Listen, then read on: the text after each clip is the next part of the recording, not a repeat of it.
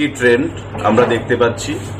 বিশেষ করে লোকসভা নির্বাচন 2024 যখন দামামা বেজে গেছে সারা দেশে, এবং সারা দেশের মানুষ একটা কথা বলছেন যে ফিরছে একবার মোদী সরকার আব কি বার 400 পার।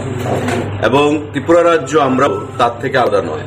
দুটো লোকসভা আসন আমাদের প্রার্থীদেরকে জয়যুক্ত করার জন্য ইতিমধ্যে ভারতীয় জনতা পার্টির কার্যকর্তারা এবং সাধারণ জনগণ ময়দানমুখী, এবং প্রত্যেকে বলছে যে মোদীজিকে আবার তৃতীয়বার প্রধানমন্ত্রী হিসেবে কুর্সিতে বসাতে হবে, যিনি দেশের সার্বভৌমত্ব অখণ্ডতাকে রক্ষা করেছেন, দেশে একটা উন্নত শিখরে যিনি নিয়ে গেছেন এবং রাষ্ট্রনায়কদের মধ্যে পৃথিবীর অন্যতম রাষ্ট্রনায়ক হিসেবে নিজেকে প্রতিষ্ঠিত করেছেন।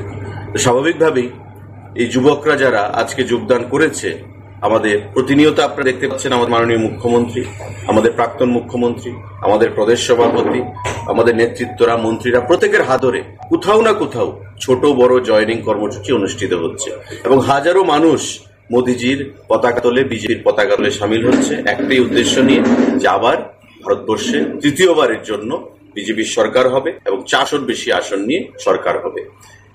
ইন্ডিয়া জোট আজকে যারা যোগদান করেছে আমি তাদেরকে ব্যক্তিগতভাবে চিনি। আমাদের সঙ্গে এখানে আছেন আমাদের নেত্রী, ভারতীয় জনতা পার্টির ভাইস প্রেসিডেন্ট পাপিয়া দত্ত মহোদয়া, প্রকাশ দাস মহোদয়, আমাদের অন্যান্য নেতৃত্বরা এখানে আছেন, মন্ডল জেনারেল সেক্রেটারিরা আছেন।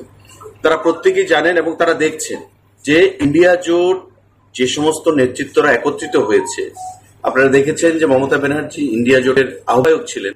উনি বলছেন যে পশ্চিমবঙ্গে ইন্ডিয়া জোট হবে না, আমি ইন্ডিয়া জোটে রয়েছি, তবে পশ্চিমবাংলায় কংগ্রেস এবং সিপিআইএম এর সঙ্গে আমার কোনো আপোষ নেই। কেরালাতে রাহুল গান্ধীর অন্যতম প্রধান মুখ, আমাদের ইন্ডিয়া জোটের প্রধান মুখ রাহুল গান্ধী ওয়ায়ানাদ সিটে লড়াই করছেন। ওনার বিরুদ্ধে লড়ছেন কে? সিপিআই এর সাধারণ সম্পাদক ডি রাজার ধর্মপত্নী। বলছেন যে কেরালাতে মুখ্যমন্ত্রী সেখানে বলছেন যে ইন্ডিয়া জোট কেরালাতে নয়, কেরালার বাইরে ইন্ডিয়া জোট হবে। অরবিন্দ কেজরিওয়াল জেলে রয়েছে। নীতিশ কুমার ইন্ডিয়া জোটে ছিলেন অন্যতম একজন কারিগর, উনি লাফ দিয়ে এড়িয়ে চলে এসেছেন, কারণ উনি বলছেন এই ইন্ডিয়া জোটের কোনো ভবিষ্যৎ নেই। তো স্বাভাবিকভাবেই যেই দলের বা যেই জোটের কোনো নীতি নেই, আদর্শ নেই, নেতাদের ভ্রষ্ট চরিত্র জেলে রয়েছেন, স্বাভাবিকভাবেই তাদের উপর মানুষ আস্থা রাখতে পারবে না। দেশ তাদের উপর হাতে সুরক্ষিত নয় এবং দেশ হচ্ছে সুরক্ষিত মোদীজির হাতে। মানুষ সেটা বিগত 10 বছর প্রতি পদে পদে সেটা উপলব্ধি করতে পেরেছে।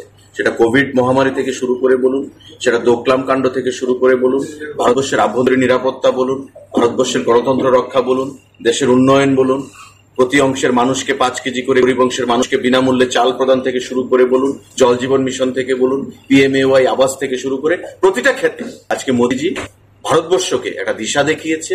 তাই কাশ্মীর থেকে কন্যাকুমারী, মিজোরাম, ত্রিপুরা প্রতিটি অংশের মানুষ আজ বলছে মোদীজিকে আবার চাই তৃতীয়বারের জন্য প্রধানমন্ত্রী। আমাদের রাজ্যের যুবক যারা এখানে শিক্ষিত যুবকরা 6 আগরতলা থেকে তারা দীর্ঘদিন ধরে কংগ্রেস দলে ছিলেন, লড়াই করেছেন, কিন্তু এই কমিউনিস্ট পার্টির সঙ্গে যে জোটটা তারা মনে প্রাণে মেনে নিতে পারে।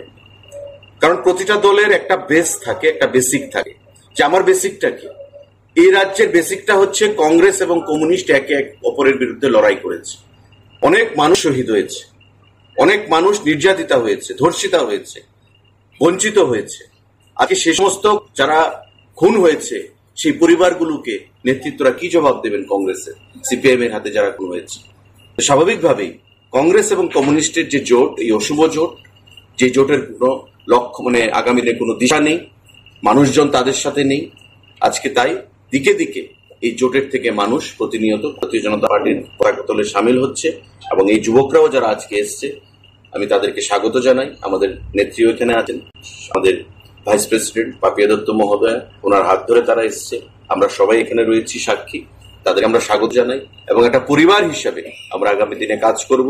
তাদের যোগদানের ফলে আমাদের দল, আমাদের সংগঠন আরো শক্তিশালী হবে এবং এই 6 আগরতলা বিধানসভা কেন্দ্রে একটা বিপুল ভোট নিয়ে আমাদের প্রার্থী যিনি প্রাক্তন মুখ্যমন্ত্রী বিপ্লব কুমার দেব উনি জয়যুক্ত হবেন এবং রেকর্ড ভোটের ব্যবধানে পশ্চিম আসন থেকে উনি জয়যুক্ত হবেন বলে আমরা সেটা জানাতে চাইছি। আমি আবারও তাদেরকে স্বাগত জানাচ্ছি। আজ থেকে তারা বিজেপি দলে পরিবারের সদস্য। গতকাল বা আজকে দুপুর পর্যন্ত যারা ছিল অন্য পরিচয়, আমি বলবো যারা এখানে আছে মন্ডলের নেতৃত্বরা, তারা মধ্যে যেন এমন ফিলিংস না আসে যে আমরা অন্য দল থেকে এসেছি।